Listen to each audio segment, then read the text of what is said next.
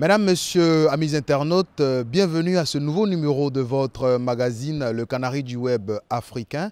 Magazine qui, comme vous le savez, se propose de revenir pour vous sur les moments forts qui ont marqué l'actualité de notre continent sur la toile la semaine écoulée.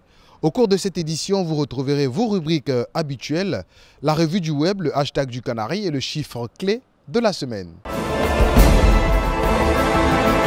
Les conditions sont réunies pour entamer le dialogue avec l'opposition qui manifeste depuis 3 mois pour le départ du président Faure Gnassingbé, a déclaré le gouvernement togolais le 8 décembre dernier. Aucune date n'a été annoncée pour le démarrage des discussions. Le gouvernement a pourtant promis d'organiser un référendum pour faire adopter des réformes sur la limitation des mandats présidentiels. Pour l'heure, l'opposition appelle à de nouvelles manifestations les 13, 14 et 16 décembre à Lomé et dans tout le pays.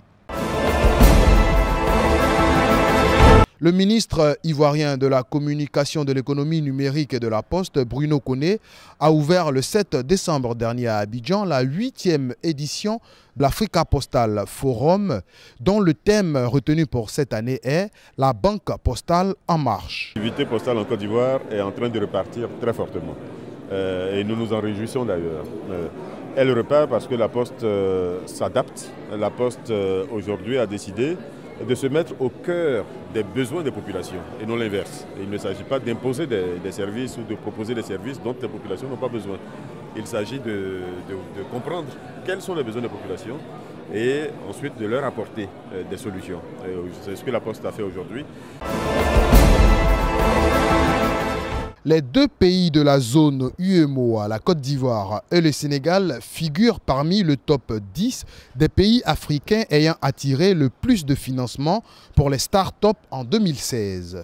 Dans ce classement, la Côte d'Ivoire, avec 13 millions de dollars d'investissement attirés, occupe la 5e place. Quant au Sénégal, elle est à la 9e place avec 6,5 millions de dollars d'investissement attirés.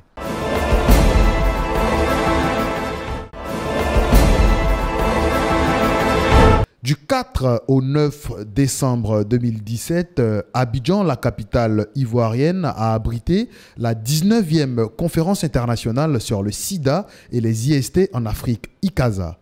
Pour revenir sur les moments forts de cet important événement, vous pouvez suivre le hashtag ICASA 2017.